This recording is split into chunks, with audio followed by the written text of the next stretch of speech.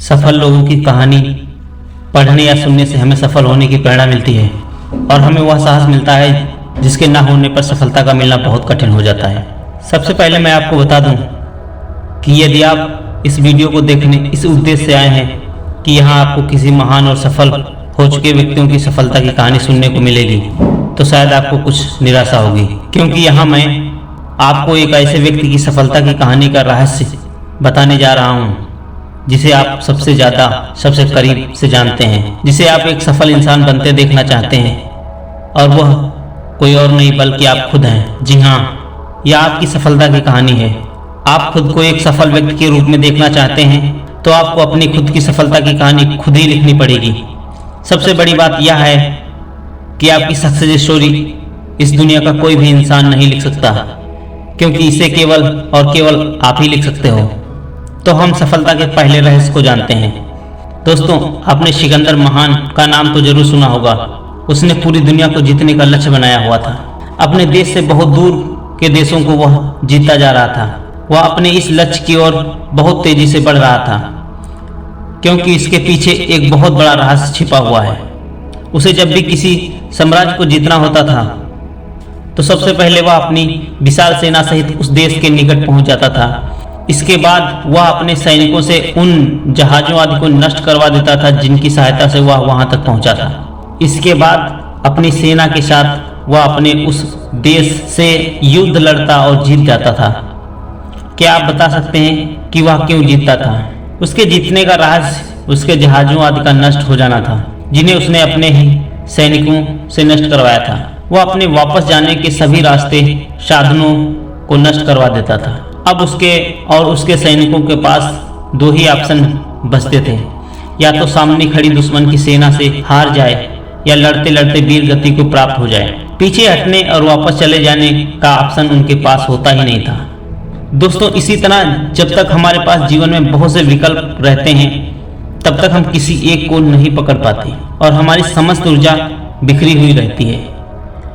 लेकिन यदि हमारे पास केवल एक विकल्प या रास्ता या टारगेट रहे तो हम अपनी पूरी ऊर्जा को उस पर लगा पाएंगे।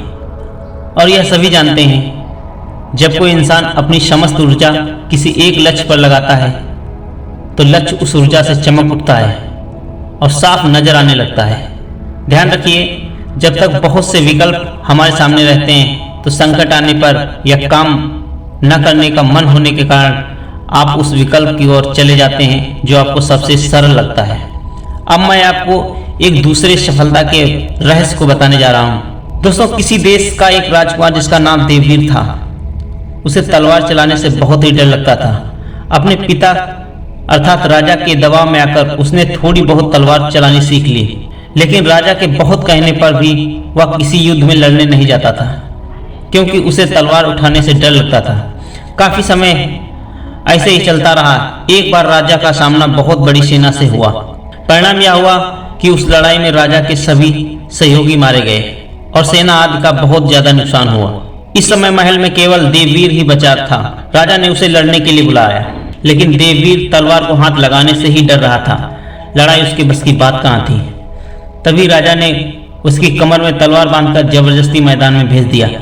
मैदान में जाते ही उसने देखा कि सामने दुश्मन की सेना खड़ी थी और उसकी ओर बड़ी तेजी से बढ़ रही थी। उसने पीछे की ओर भागना चाहा, लेकिन उसने देखा कि दुश्मन की सेना पीछे भी चली गई और उसने राजा को बंदी बना लिया है।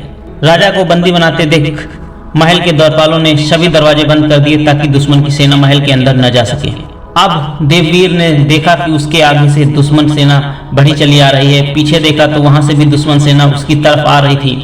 महल के सभी दरवाजे बंद हो चुके थे और राजा बंदी बना हुआ था। अब देववीर करे तो क्या करे? अब उसके पास केवल दो ही विकल्प थे, या तो तलवार उठाए या मारा जाए। ऐसी संकट की स्थिति में उसका डर निकलकर बाहर हो गया और उसने तलवार उठाई और आखिरी लड़ाई लड़ने के लिए दुश्मन पर टूट पड़ा।